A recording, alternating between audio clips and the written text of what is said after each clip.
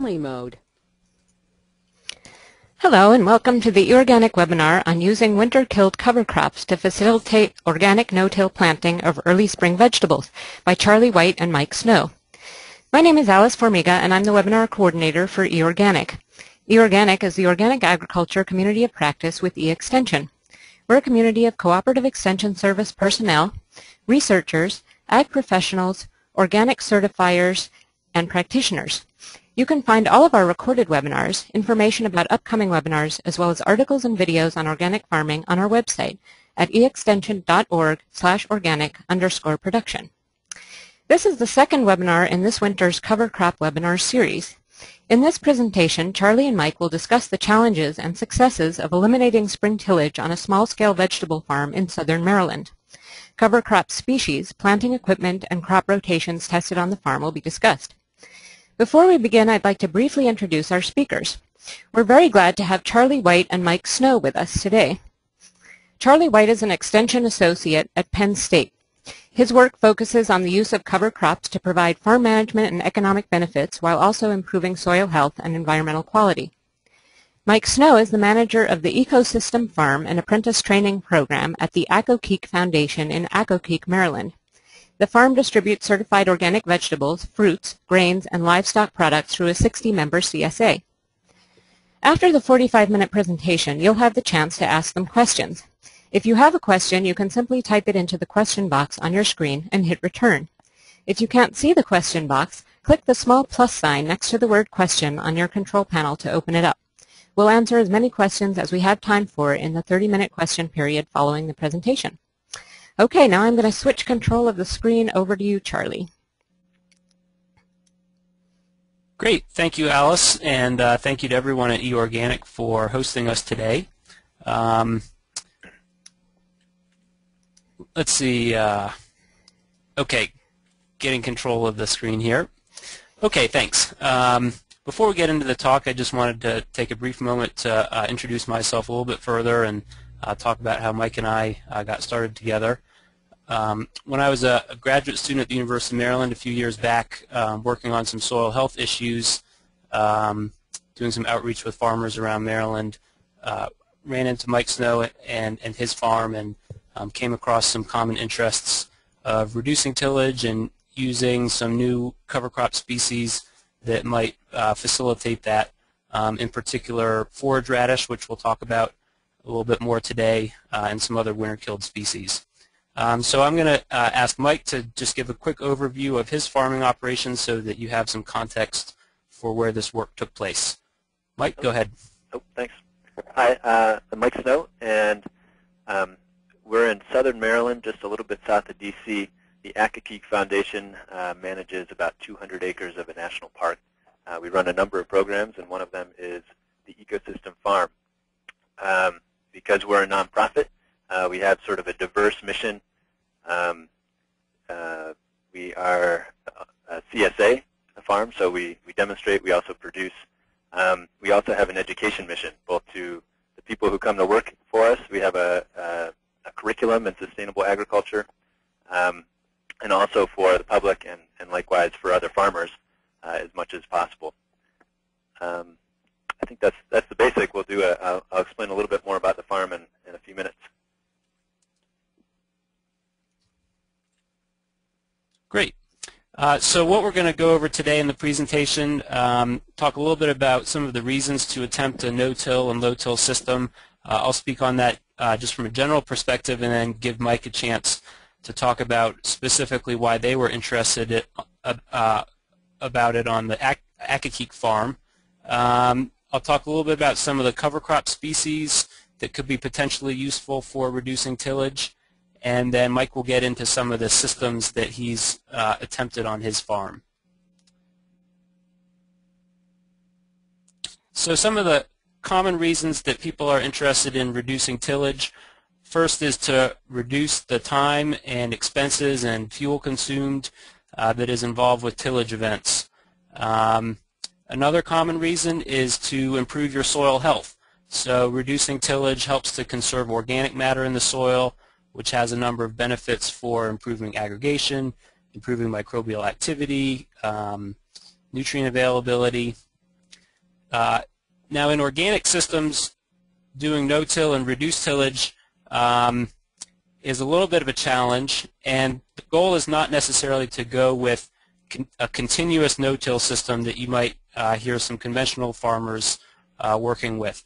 The idea is really just to reduce the number of tillage events in your crop rotation over time, and then when you do tillage, to try and build in some soil building practices into your rotation using cover crops and things like that.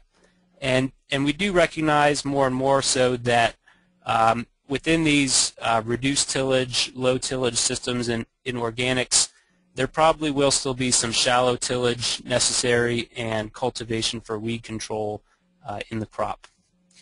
So I'm going to let Mike talk a little bit about the particular reasons why he was interested in pursuing reduced tillage on his farm. So go ahead, Mike.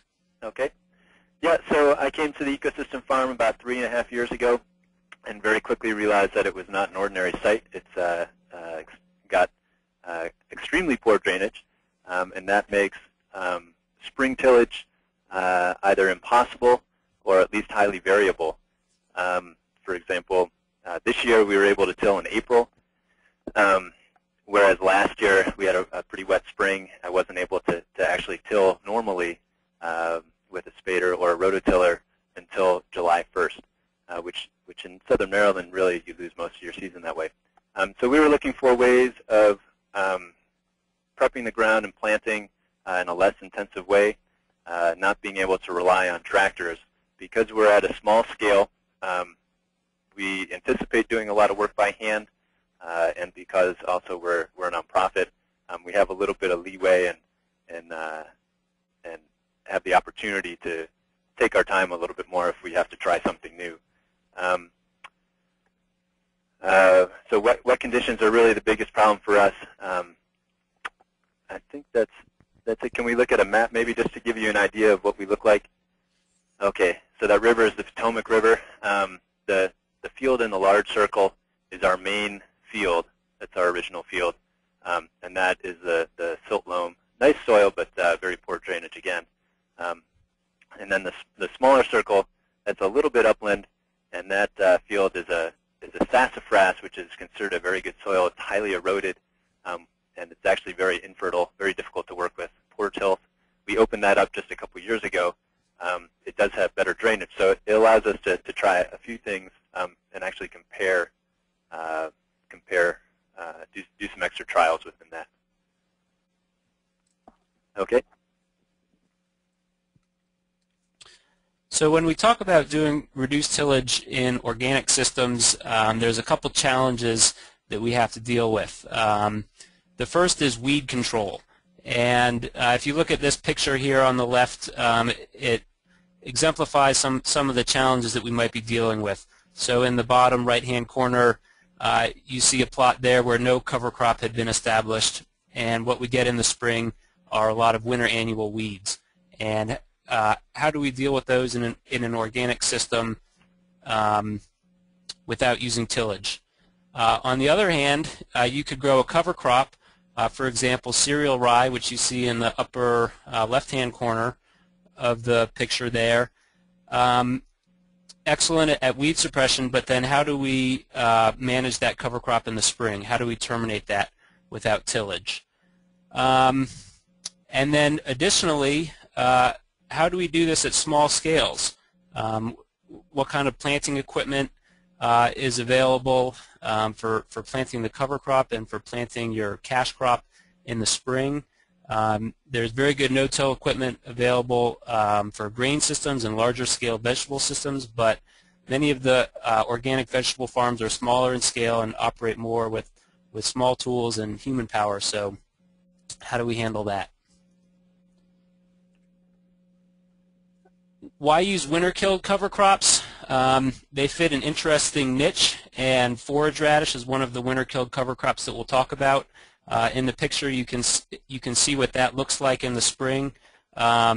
With winter-killed cover crops, it offers fairly easy management early in the spring because they're terminated by frost and cold weather, so we don't have to deal with that issue.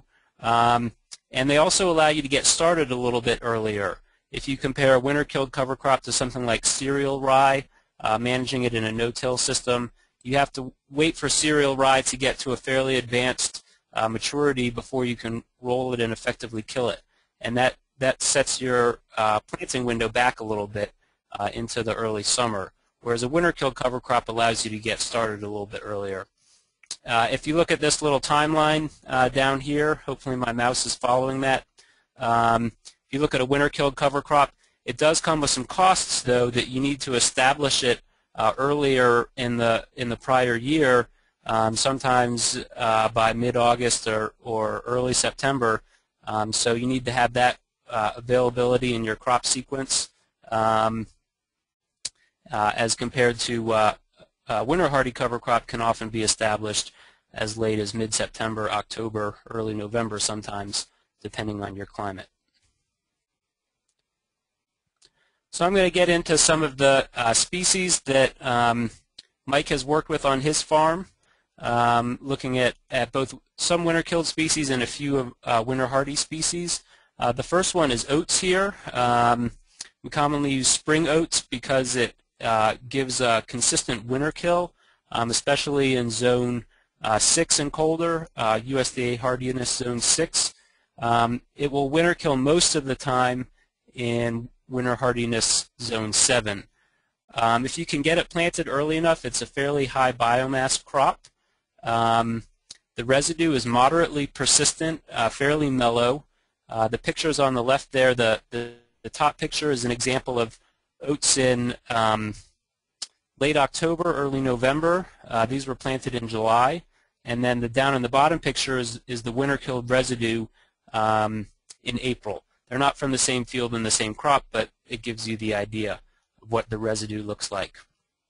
For maximum weed suppression, it's important to get the crop established early, ideally 40 to 60 days before the first frost, and use a fairly generous seeding rate, 3 to 4 bushels per acre.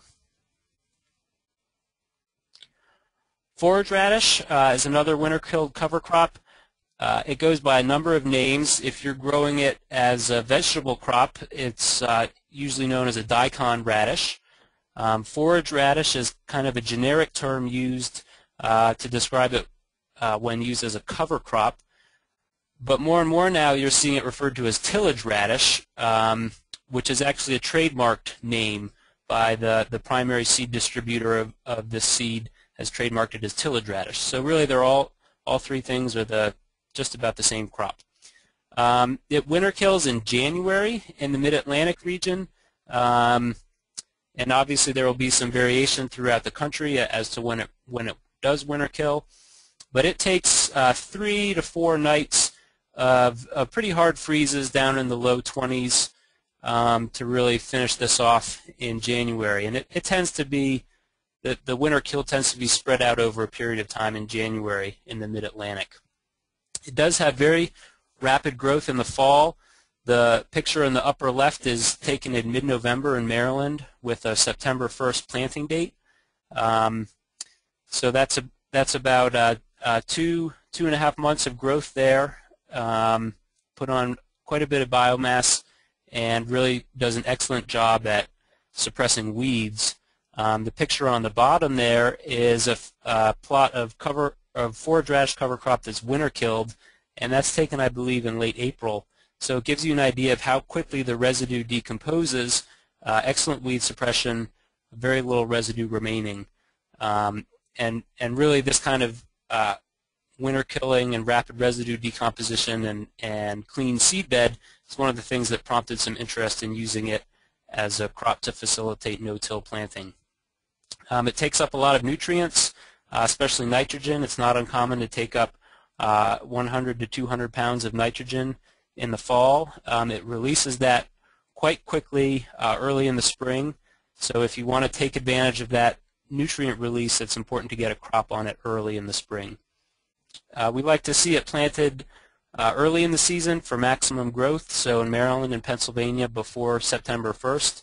And because it is such a heavy feeder on nitrogen, it's important to make sure that that's not limiting its growth and limiting the benefits of weed suppression that it can provide for you.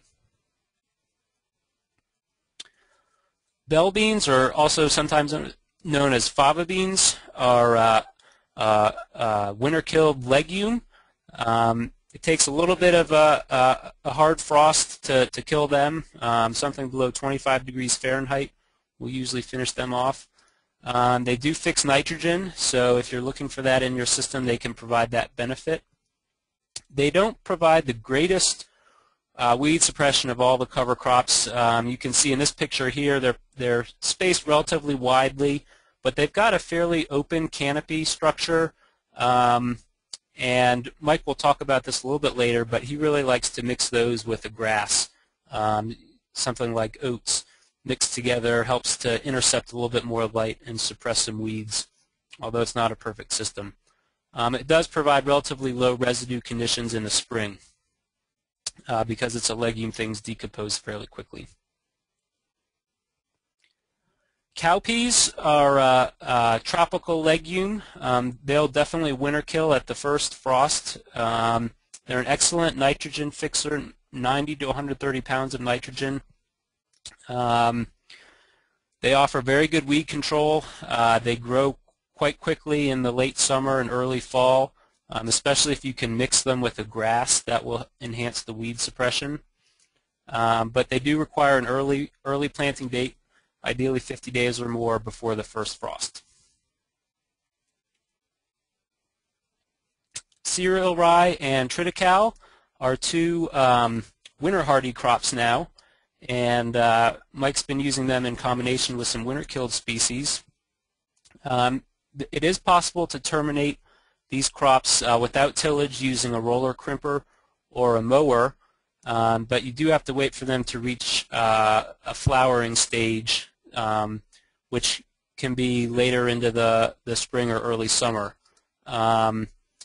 They provide a fairly lasting residue on the soil surface, which can help to suppress weeds. And if you get a good dense stand, they can provide you some excellent weed control. Now, rye and triticale are related species. Triticale is actually a hybrid of rye and wheat, and they have some slight differences in terms of their growth. Rye will mature earlier than triticale. Triticale matures a little bit later. And for folks who are using these in a no-till system where you use a roller crimper to terminate them, then the triticale actually matures a little bit more in synchrony with vetch when they're grown in a mixture. In Pennsylvania, folks working on the roller crimper here have had some issues with rye and vetch not maturing at the same time and having difficulty terminating them when grown in a mixture. Hairy vetch is a winter-hardy legume, excellent nitrogen fixer, 90 to 200 pounds of nitrogen depending on how long you let them grow into the spring. Obviously, the longer you let them grow, the more biomass will be produced and the more nitrogen that will be fixed. They provide excellent weed suppression in the spring. That top picture there is actually taken in the fall, fairly early planted hairy vetch cover crop, but shows you some of the weed suppression. And then the bottom picture there is hairy vetch in the spring, late spring. You can see it's flowering, and they're getting ready to terminate that with a mower there. Crimson clover is another winter-hardy legume. It may winter kill in some colder regions. I know getting up into the northern half of Pennsylvania and up into New York, it can winter kill. But in Zone 7 and most of the Mid-Atlantic, it should be winter hardy. One of the niches that crimson clover fills is that it fixes nitrogen a little bit earlier in the spring. It gets growing earlier than hairy vetch and some of the other clovers, and it can fix 70 to 150 pounds of nitrogen per acre. It gives you moderate weed control, and Mike uses it in a mixture. More and more people are using it in a mixture, and there it could give you, paired with some other species like rye and vetch, could really give you excellent weed control. Ideally, seed at 6 to 8 weeks before the first frost, and you can terminate it with a roller or a mower, especially if you're pairing it with some other species and letting it go to maturity. Some other winter-killed cover crops that just might be of interest to folks. We're not going to talk a lot about them here today. Phacelia, winter-killed, excellent nitrogen retention. Sun hemp is a tropical legume. If you can get that planted midsummer, you can fix anywhere from 100 to 150 pounds of nitrogen per acre. Sorghum Sudan grass is winter-killed grass. Puts on a lot of biomass planted in the summer. So those are just some things that if you're interested in this topic, you may want to learn a little bit more about those species. I might add just a couple others too. Sorry, Charlie. Sure, go ahead. We often use pearl millet instead of sorghum Sudan grass. And we often mix that with some of the others we've talked about. Sesbania, which I'll talk a little bit about later on, and another one that we've been chatting about but haven't actually used yet is a lab, and that may meet some of the needs like Phacelia and like forage radish. It's supposed to leave very little residue on the ground in the spring, but also cover the ground well in the fall. But again, we haven't tried that one yet. Hopefully this coming year. Great, thanks, Mike. So some of the methods that you can use to terminate a cover crop in an organic no-till or low-till situation. As I mentioned, this is one of the challenges in an organic system. They all have some pros and cons to them. So you could plant a species that winter kills, for example, like oats or forage radish or lab. The advantage to this is that there's not a whole lot of management required in the spring. You don't have to keep track of the maturity status and whatnot. It also allows you to plant earlier in spring because you're not waiting for the crop to reach maturity to terminate it with a roller, crimper, or a mower. The disadvantage of this is that the duration of the weed suppression in the summer following is fairly limited. Because there usually isn't as much residue mulch there. It also requires an earlier cover crop planting date in the prior year. The roller crimper and the mower are some other options, and I should say that there's an excellent webinar from last week on eOrganic that really featured a lot of work with the roller crimper by some colleagues here at Penn State, Bill Curran and Matt Ryan. So if you have a chance to check that out online and you want to learn more about managing cover crops with a roller crimper, I'd highly recommend that webinar. But the advantage to the roller crimper is that it rolls down the cover crop and creates a dense mat of residue that acts as a weed barrier later on into the summer than a winter-killed cover crop would. And using this roller crimper, you can obtain a relatively fast ground speed with the tractor. But the disadvantage is that you have to wait for the cover crop to reach maturity before you can roll it in order to effectively kill it. Mowing is a third option. An advantage of this is that a lot of vegetable farms will have a mower already on hand, so you don't necessarily need to buy a new piece of equipment. The disadvantage of this is that the weed suppression isn't as effective throughout the summer because you've chopped up your cover crop residue into smaller bits. And then also you still need to wait for the cover crop to reach maturity before you can effectively terminate it with a mower. So it sets you back a little bit in the summer for your next planting.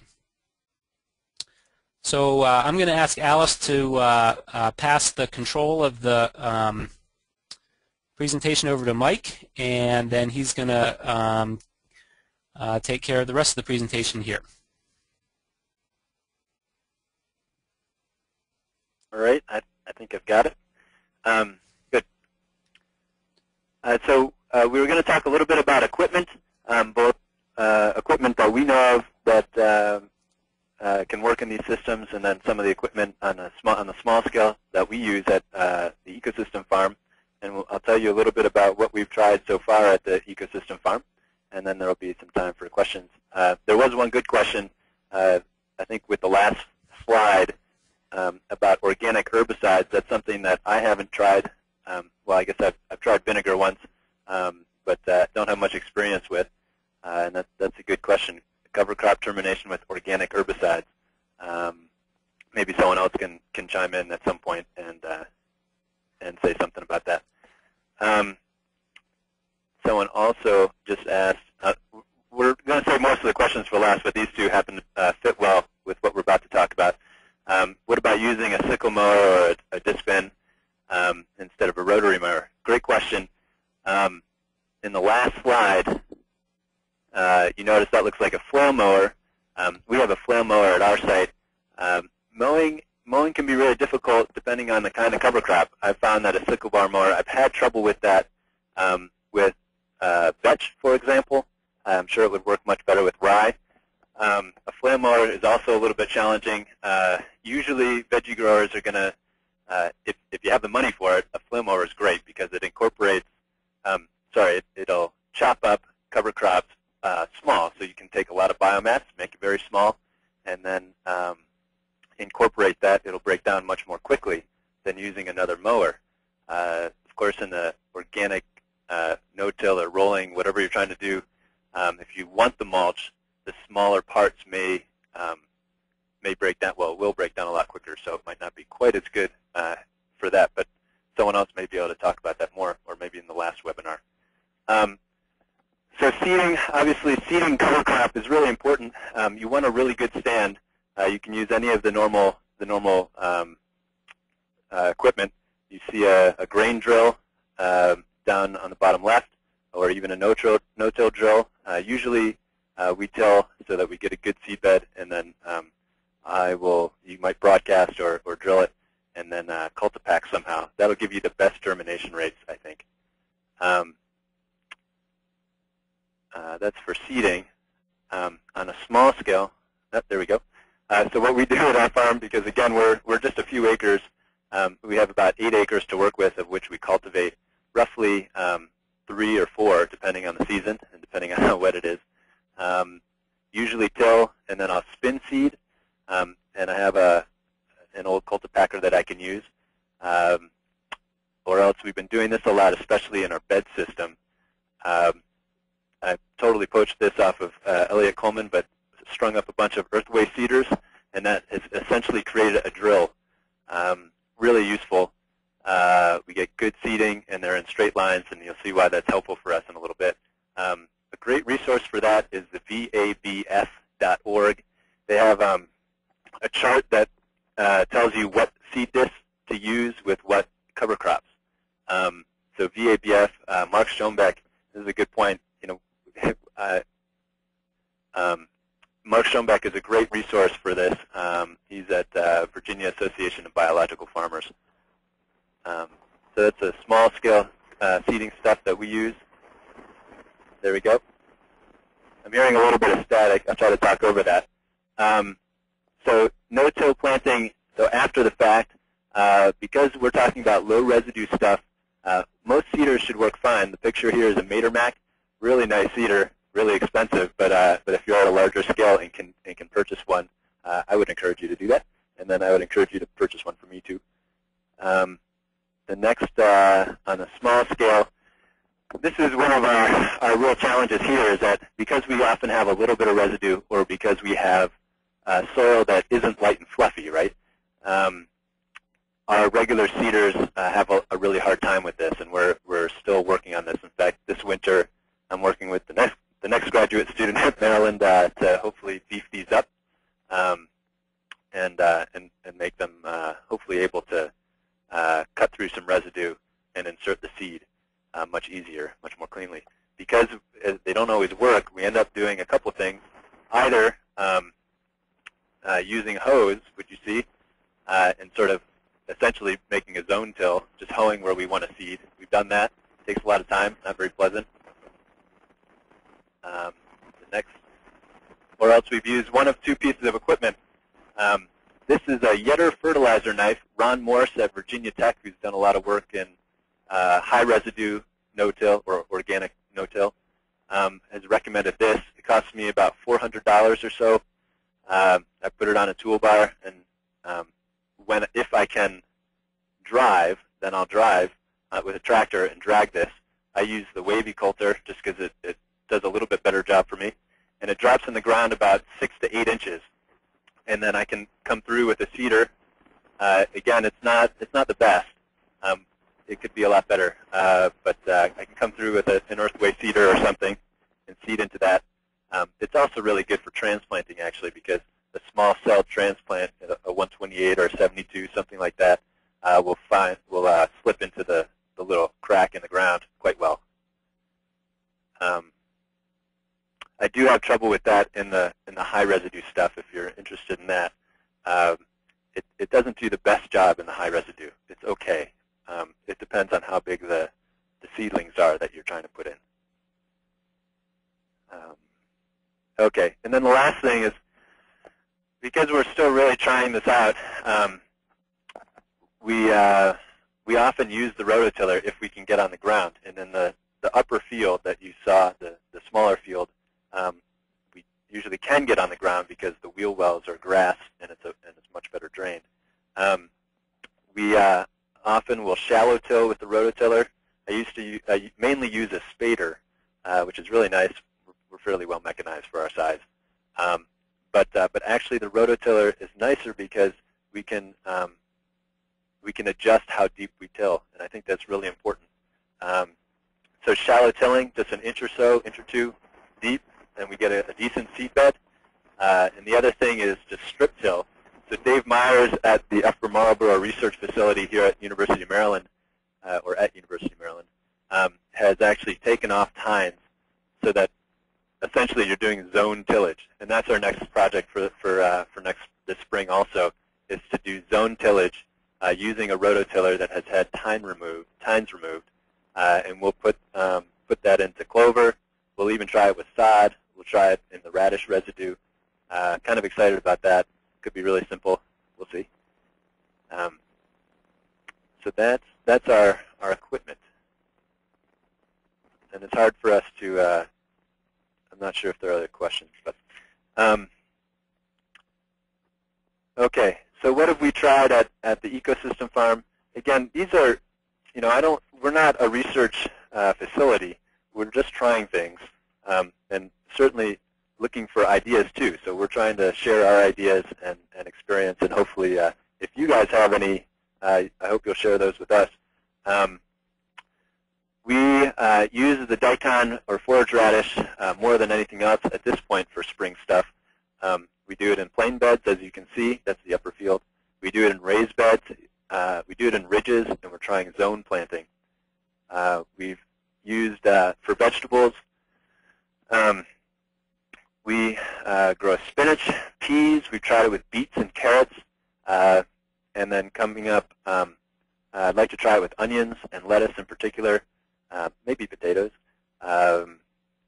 We don't use it with brassicas like cabbage and broccoli, which are hard to grow here in the spring because in southern Maryland it becomes really hot really fast. And unless you get a really early planting with your broccoli, it doesn't head up, and then it'll freak out when it gets hot. But we don't grow it after the radish because it would be brassica. So that's a sort of usual crop rotation. Let's see.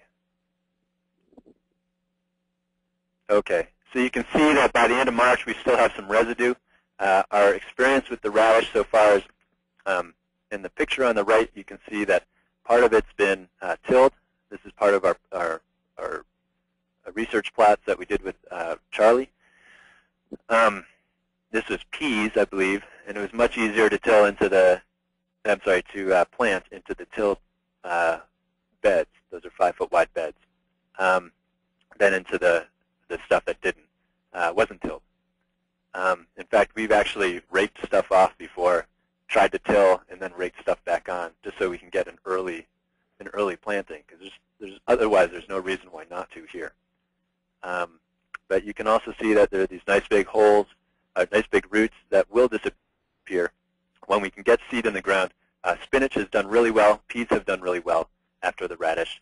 Haven't had the best experience with beets or carrots yet, but I think that that's more due to our own site limitations and equipment limitations. Other farmers in the area have done really well with beets. So I think if you have a good seeder, putting beets down after radish would work quite well. And Charlie, remind me if I'm missing anything, please. Okay, raised beds. So this is part of our wetter field. This year we actually built these beds by hand. They're about 160 feet long. We dug them out after tilling, and the idea is we need something to dry out so that we can try to seed early. Otherwise, our season just starts too late. I don't know what else to say. That's all Daikon radish, and that should look really good in the spring.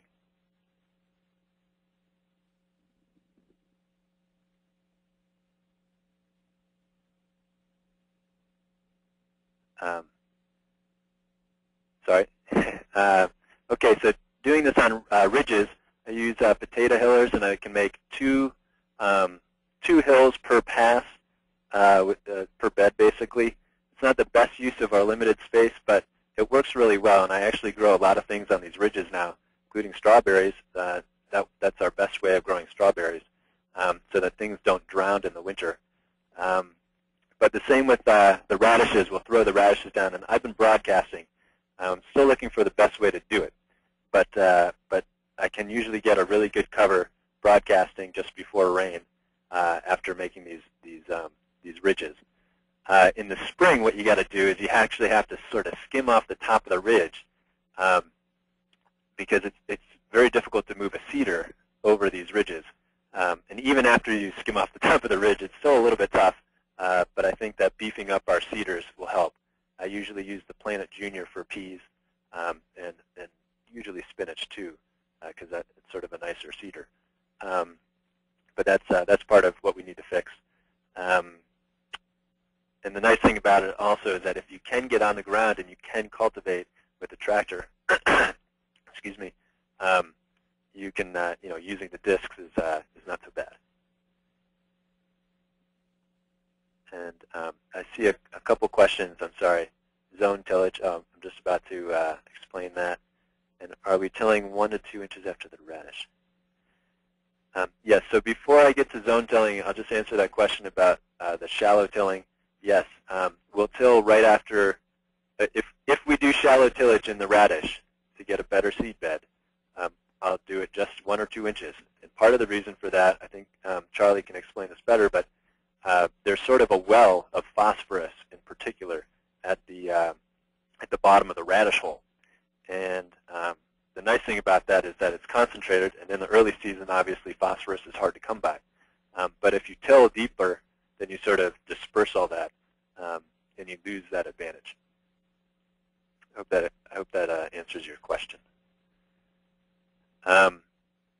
Okay, zone planting. Well, this picture is actually not from my farm. This is one row of tillage radish that was grown at spacing set for, I think, agronomic crops. So that's one thing. I don't really like the bare ground in between, and I'll explain what we try to do instead. But the zone planting, so that in the spring when that dies, you have that the bare radish seed bed, and you can plant. If you're doing agronomic crops, you can still plant on in that nice weed-free zone. There should be something else growing in between, though. There should always be something growing, I think. Okay, so the next set of things that we try to do are these growing something, the zone planting. We tried it with oats. This is what you see in the pictures. So it's 2 rows at 6 inches of oats and 2 rows of radish. The radish is the low stuff, and the oats is the top. And the idea is that originally that we wanted to have a high residue mulch in between the rows, and then the low residue for the cash crops. It didn't actually work all that well. weeds would come up in the oats, and also with the oats, they just sort of fall all over the place come spring when it's time to do this. This looks better than it is, I think. So the next time around, we tried rye and thought, well, what if it's still growing while we have rye in between the radish? This worked okay. You can see on the picture below, this is a picture that Charlie took. They did it a little bit differently, and that looks really nice. Mine didn't look so nice. The radish tends to grow really fast in the summer, late summer, fall, and so I didn't get a good stand of rye because it didn't establish all that well before getting drowned out. So this year we tried it with triticale. We planted triticale, hoping that this will be better. Triticale grows a little faster in the fall and also lasts a little longer in the summer. And what we're trying is using it as a living trellis for peas. The small plots that worked this spring actually showed that worked pretty well. So the peas grow up on the rye. We get the benefit of having a biculture, right, diversity in the bed at the same time. And the peas produced okay. It probably won't be as high a production, but there's some things that I think we can try to improve on. Okay.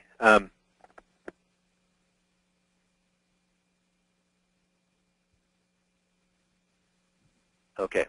So that was mostly what we do with the radish. We've also tried the oats and the favas or the bell beans. Bell beans are a little cheaper. They're slightly smaller seed. You can see that we've done it in lines. Again, trying for like the zone effect. The experience that we had was that it's not that great. You end up with a lower residue in the spring, but really, ideally, we would still till that. I think because the weed control isn't that great for us, and so we need that persistent weed control to benefit us in the spring crops. So the residue that is there makes it difficult to cultivate. We sort of improved on this a little bit, though, by mixing them and broadcasting. And you can see I broadcast them separately, but they end up getting a good mix stand. And the canopy seems a little bit closed, more closed than the other way, but I can still see weeds under there. And that brings up a really important point, I think, that with any of these low residue crops that eliminate or minimize weeds in the spring, it's not that.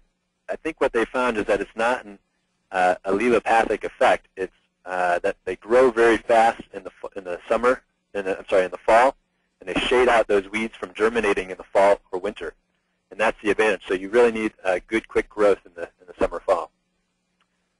What we'll end up doing with this is hopefully we'll be able to till, and we'll do either a shallow till or a deeper one if we can, I guess. But probably won't be able to no-till very successfully in this.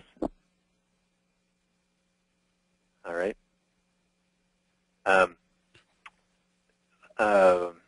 That's what we have the most experience with. We have tried some other things with more residue, including pearl millet and cowpeas and pearl millet and Sesbania. They don't do a good job of controlling weeds persistently in the spring. Stuff grows up between the mulch, especially dead nettle and chickweed and henbit, stuff like that for us. But we do use a lot of straw mulch on our farm. This is high residue. It's a little bit different than the title of our webinar, but thought it might be worth talking about. So because we use the straw mulch, we'll throw in legumes on top of that. And we use that both with winter-kill legumes and with overwintering legumes. Okay. So because we mulch almost all our cucurbits and all our solanaceous crops, that takes up a lot of our space. This has been really good, especially after our early stuff, so that we can get a good cover on that. So cowpeas has worked best. It has a bigger seed and it's more vigorous. It does well if it's a little drier too. So we put cowpeas, throw it on top of a mulched bed, and that'll grow up pretty well. We aim for mid to late July or even mid-August. And then that'll winter kill. The idea is that it sort of mixes the nitrogen with the carbon a little bit better, and then we'll transplant into that in the spring. The Sesbania, just as an aside, is a little bit nicer on our wetter soils. It doesn't seem to have, I don't have enough experience with it. One is it's a little bit vinier and sort of thinner, like maybe not as much biomass. I haven't grown it by itself, always with a grass. It's pretty, but it's, I don't know if it does as good a weed suppression job as a cowpeas. I could be wrong. It's also expensive. Now the problem with this is in the spring, oh, didn't mean to do that. With transplanting into this, we tried using this for transplanting our brassicas in the spring. Problem is that the ground remains cool and moist, and also good habitat for slugs. And so we found that our brassicas, our broccoli, and our cabbage didn't grow fast enough in the spring to beat the heat. So sheet mulching works. It works really well, but in this case, not so much. All right, and then just maybe just explain real quick. We also do, because we have all that mulch, we also put down overwintered legumes. This works really well for us also because it allows us to try to do the summer no-till for tomatoes and peppers. We put basil and parsley in. Would like to try winter squash. The residue can be really heavy. It does need to be mowed. But we have had success with this. So we'll come in and we'll flail mow in spring when it's flowering, and then transplant into that mulch. You know, you don't base your system around this, but you make it part of your rotation, I think. Okay. So some of our what we've learned so far at Ecosystem Farm, at least, the first thing is that weed control is super important. Being able to get the weeds under control before spring is probably the most important thing. Otherwise, you do get the weeds, and it's hard to cultivate for us if you have too much residue. Tilth and biological activity. Tilth makes a big difference. The upper field, the new field, things just don't grow as well there for a couple reasons, but especially because I think of biological activity, things don't break down very fast. Residues, meaning nutrients aren't being cycled, and also it's hard to seed because the tilth of the bed just doesn't support it very well.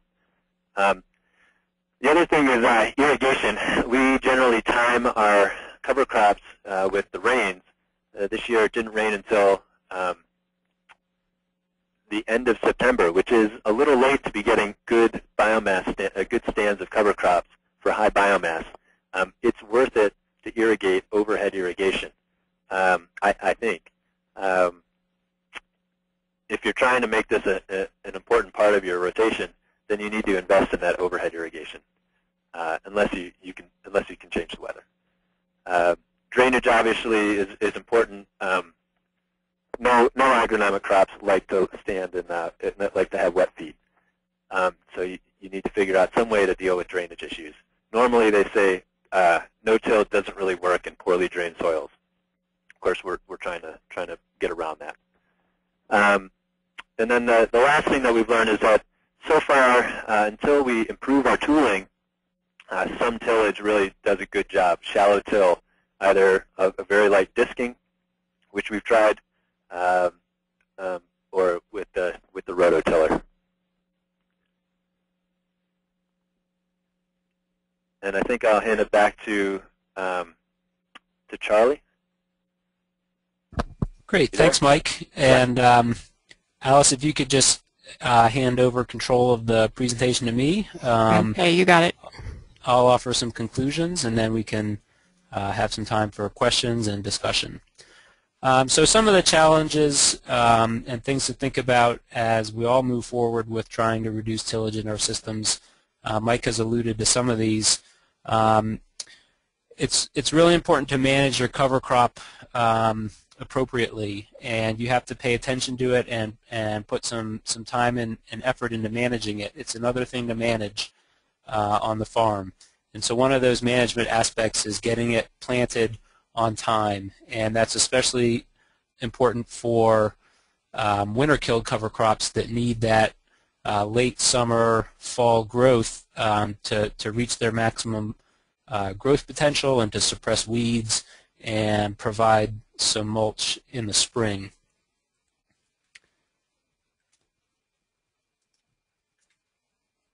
The other issue that Mike and I discussed a little bit that can be a real challenge is how do you fit or how do you build a crop rotation that minimizes tillage? And if you look at this little schematic of a rotation here that I've drawn up, starting on the left side there, starting with the winter-killed cover crop that you would want to plant mid-August to early September to get that good growth in the fall. It's going to take you into about March when you might then be able to get in an early vegetable crop. So following that early vegetable crop, you may want to come on with the next year a late vegetable crop.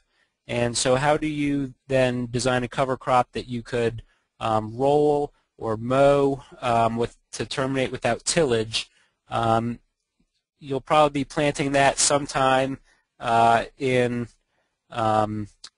late or mid-September, early to mid-September to early October, possibly, depending on your location.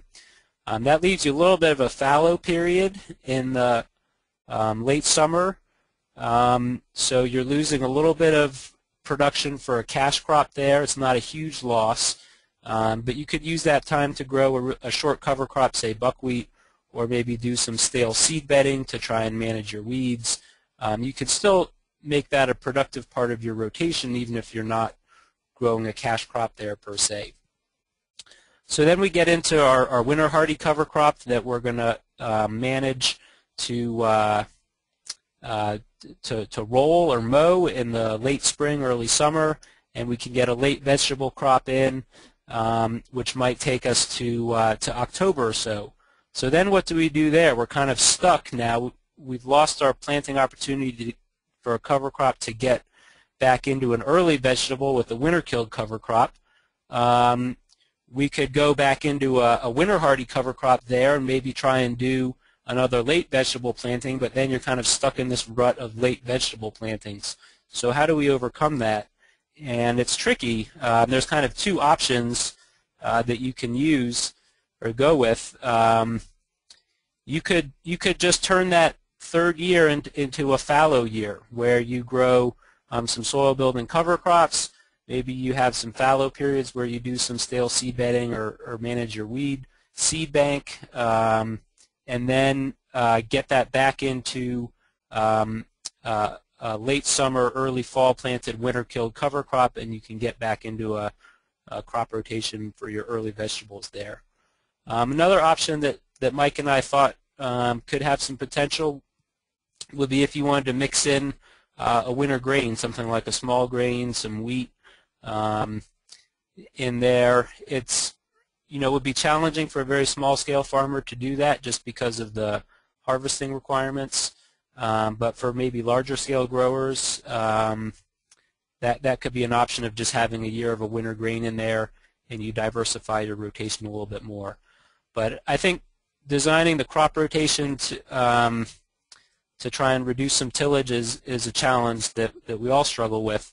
And not just designing the rotation for reducing tillage, but also now that we've got all these cover crops in there, some of which are brassicas and some of which are legumes, it makes our crop rotation for our main vegetable crops a little bit more tricky too. And so how do you manage some of the diseases there? Mike alluded to having trouble with doing say, broccoli following a radish cover crop because it's a brassica and brassica.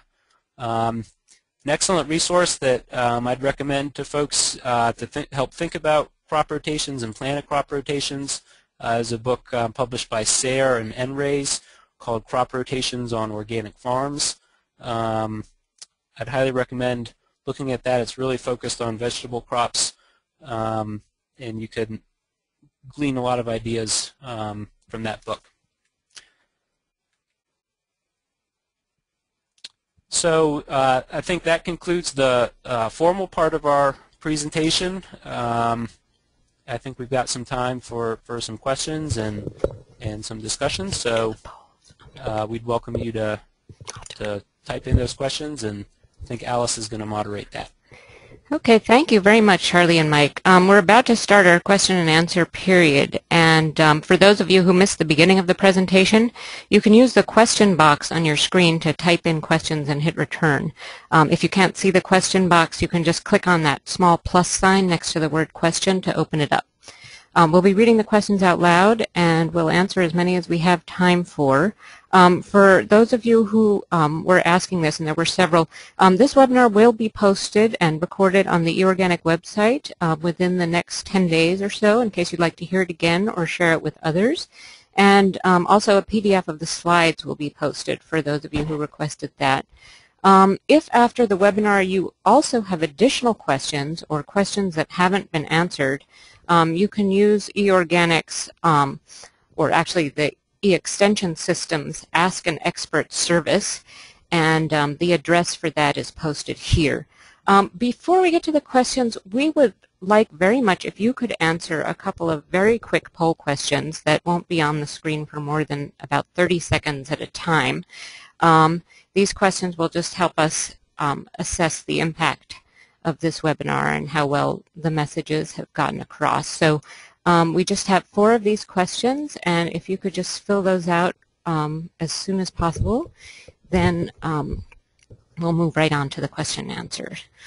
So the first question, do you see that on your screen? You see the question? Okay, whoops, not working. Just a second. Okay, oh, looks like it just closed. All right, well, we'll move on to the second question.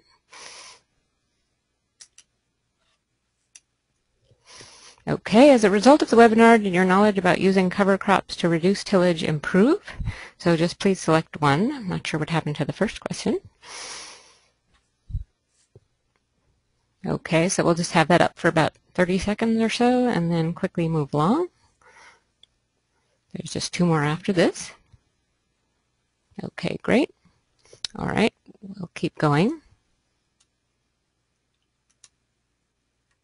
Okay, third question. As a result of this webinar, did your likelihood to plant a winter-killed cover crop on your farm change? So please select one. Be up for another 20 seconds or so.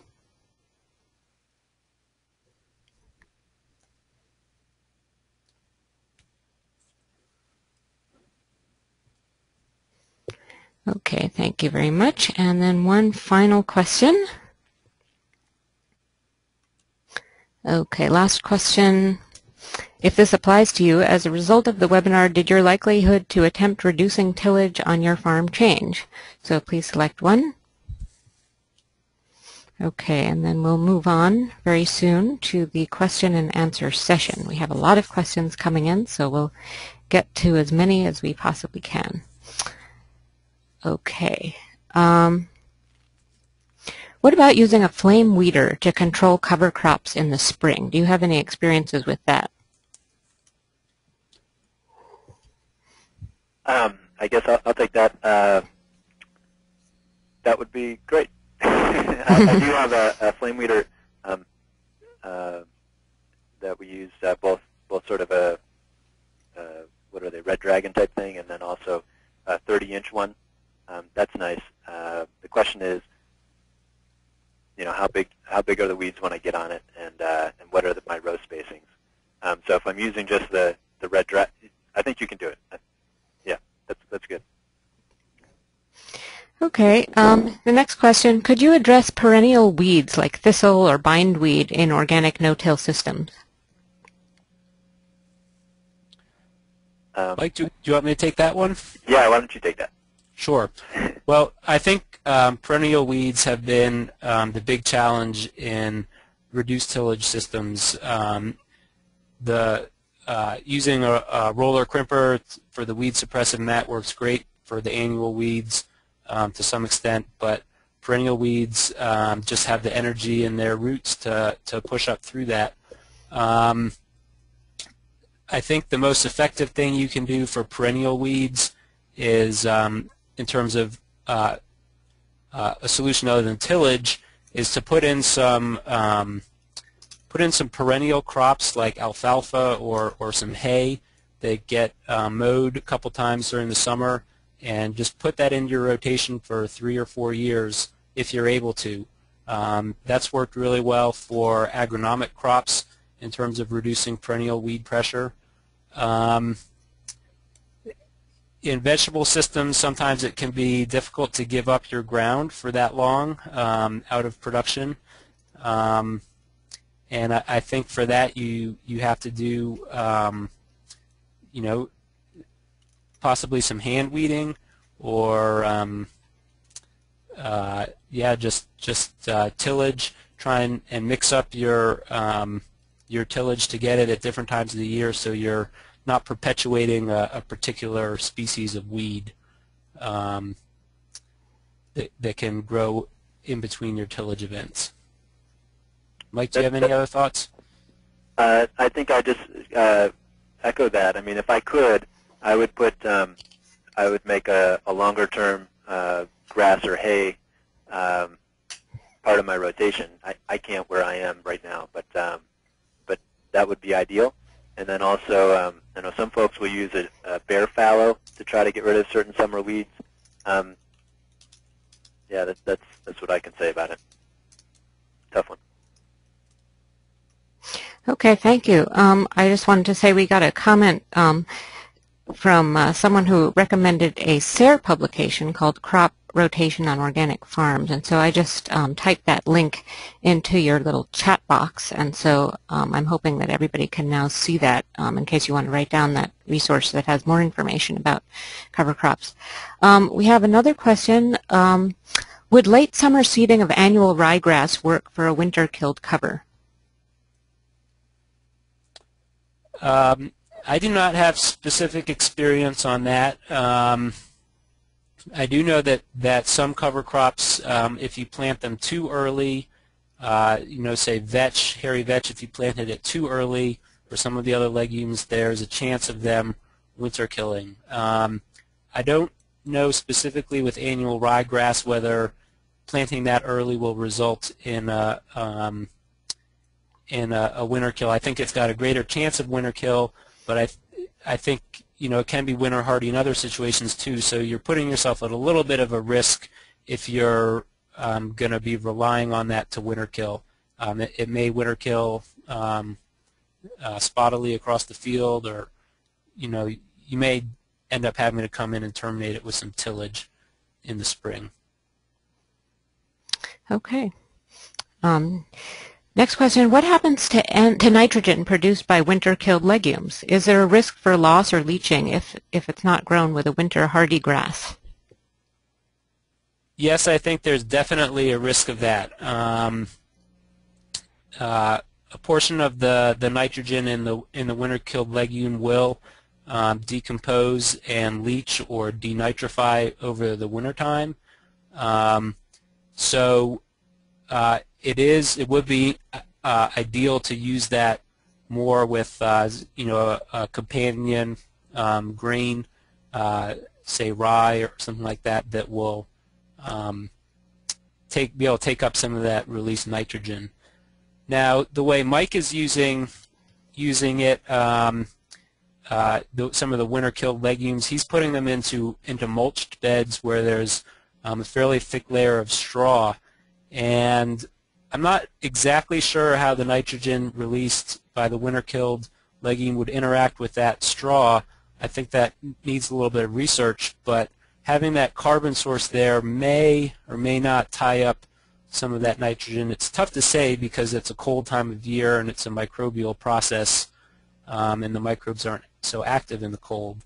I think it's an excellent question and something to be aware of and pay attention to, and it needs further research, honestly. Okay. I would just say, from what I was reading recently, also some of the nitrogen, I mean, not all the nitrogen is going to be released that first season anyways. So the nitrogen that you do lose in that case, it wouldn't be, if you fixed 150 pounds of nitrogen per acre, you're not going to lose all of that. It's not all going to leach. Okay. How does the carbon-nitrogen ratio vary between incorporating or tillage of winter-killed cover crops versus terminating living cover crops, or no-till, using the same cover crop species?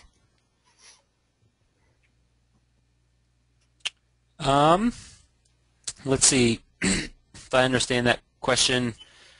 Well, if you're using the same cover crop species and it winter kills, then I guess I don't quite understand how it would how you'd be able to deal with it living, terminate with tillage in the spring if it's already winter killed. But I will say that that the carbon to nitrogen ratio in a cover crop will vary depending on its maturity stage, and the maturity stage at winter kill is a function of when you plant it in the fall. So if you're able to plant it early and grow your oats to a fairly mature stage, then they'll have a higher carbon to nitrogen ratio, and their residue will be more persistent. Same thing goes for a Winterhardy crop like rye or triticale. The later you let that grow, the higher the carbon to nitrogen ratio will be, and the slower it will decompose and the more durable residue you'll have. You'll also have less nitrogen release for your next crop, so you would need to supplement your nitrogen with some compost or manure. Okay, we're getting quite a few questions about rye, so I'll ask the first two of them, but there'll be several more. One person wanted to know what the best time is to kill rye and the best variety of rye for cover cropping. Best variety of rye for cover cropping, I don't have a great answer for that. I know the work that's been done at Penn State has been using a Aroostook rye, which was developed in Maine, and they've been using that in the context of using a roller crimper, and I think they've found that to work well as a variety for that. I've used Wheeler rye, but not in the context of using it for a no-till system. So I don't have any great answers on that. Mike, any perspective on the best variety of rye to use? I don't know. That's a good question. Alice, what was the second? The first part was the best time to kill rye. Okay, so the best time to kill rye. Well, that really depends on your objectives for how you want to use it. If you want to use it as a weed suppressing mulch to terminate it no-till with a roller crimper, then you need to wait for it to reach the flowering stage, which can be mid-May, mid to late May in some parts of the country. I think in Pennsylvania here it's about mid-May. So that's no-till with the roller crimper. If you're going to terminate it with tillage, and you'd like the residues to break down fairly quickly and return some of the nitrogen that's been taken up, then you want to terminate it at an earlier growth stage. But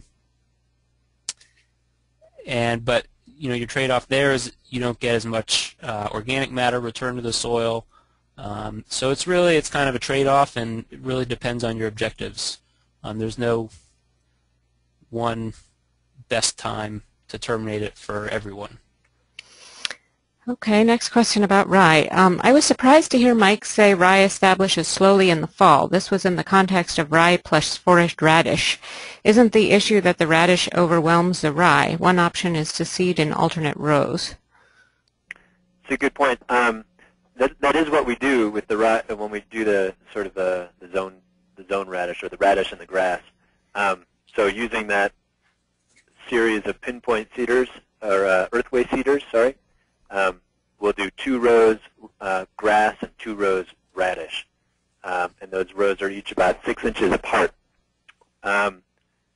So we have tried that. I guess the thing is, I think there are 2 reasons for why I say that. One is that rye just it doesn't grow a lot in the fall, at least not for me. And I have noticed that either winter wheat or triticale, they seem to grow more, and so there's sort of more there. The other thing, the other reason why that may happen is that when you're trying to plant radish at the end of August or in the first week or so of September, it's still really hot where I am, and it's going to be hot for quite a while. I mean, we were still getting, we get 90-degree days certainly through September, if not later. And so it's hard to establish the cooler season cover crops for us. So the radish does well in that, especially if there's not a whole lot of water. It'll still germinate usually, relatively less water. So it takes off, whereas the rye won't do that in the heat or in the dry. Does that answer that question? Well, we don't know. We have to. Oh, yeah. We can hear from the questioner, but yeah. Here's another question. One more, last one about rye here. Does the rye have an allelopathic effect on seed germination? Rye is one of the species of cover crops that is known to be allelopathic. If you're not familiar with that term, it's when the plant residues or plant roots exude chemical compounds into the soil which prevent the germination of weed seeds or your crop seeds as well. Rye can have an allelopathic effect.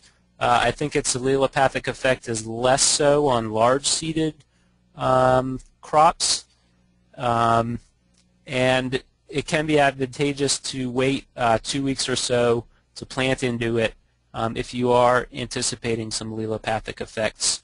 Mike, have you had any issues with allelopathy in rye in your farm? No, mostly because after rye, I don't usually plant small-seeded crops. In fact, usually after rye, I'm transplanting. So that's one thing. I haven't had I don't think that the rye had an issue with the peas, but I don't know that for sure. That may have been one of the reasons why I had trouble germinating some peas into this season, but I don't think that was it. Okay. Have you tried overseeding the winter-killed cover crops into a late vegetable? I'm sorry, will you repeat that, please? Yeah, the question is, have you tried overseeding the winter-killed cover crops into a late veggie? No, I do. I've tried a bit of overseeding. I usually do that with things like rye, vetch, and crimson clover together into my late brassicas, or just my fall brassicas. I've also done crimson clover into late stuff. But I haven't tried the winter-killed cover crops in part because I haven't, by the end of August, I have sown some of my late crops, but some of them might not even be in the ground yet. The radish, for example, would take over. It grows a lot. It grows very fast. And if you try planting it later after, say, maybe your broccoli or something, although that's brassica, but if you were to try that later, it just wouldn't grow all that much, so you wouldn't get its benefit. Okay. We have a question of whether you have any experience killing a Winterhardy cover crop in a subsurface drip irrigation system, and if so, what implements would you use? I've never used a subsurface drip irrigation system. Okay. I don't know. Okay. Well, I can see how that could potentially be a challenge with a roller crimper, and I don't know if anyone's looked into that problem particularly with the roller crimper. You know, whether the compression that it puts on the soil surface has any effect on an underground drip irrigation line that might be in from a previous crop. That's a good question. Yeah, obviously using an undercutter would not work. That's something I'd love to try if I could get one. But okay, and this is, I think, going to be our last question because we're running out of time. How far north in, or like Zone 3, might this technique using cover crops be feasible? Do you have any advice for gardeners further, or farmers further north? I would say that on the one hand, it's an advantage being further north because you're going to have a reliably winter-killed cover crop in such a cold climate. The disadvantage is getting the cover crop established in a timely manner within your rotation. I do know that with forage rash cover crops, they're using them successfully in North Dakota and Michigan, so fairly cold climates, getting some reliable winter kill with them. I think if you can make it fit into your rotation, I think that it could be successful. Okay, we are running out of time, and I'd like to thank you all for your questions. And as I mentioned before, if you have additional questions that haven't been answered, you can type them in very easily to the address on the screen at extension.org/ask, and you will get an answer back. This webinar will also be posted on the eOrganic website at extension.org/organic_production within the next 10 days. And we'd also very much appreciate it if you could fill out our follow-up survey, which you'll be receiving in an email. I'd like to thank you once again so much for coming again today, and thank you all for joining us, especially Mike and Charlie. Thank you. Okay. Thank you, guys. All right.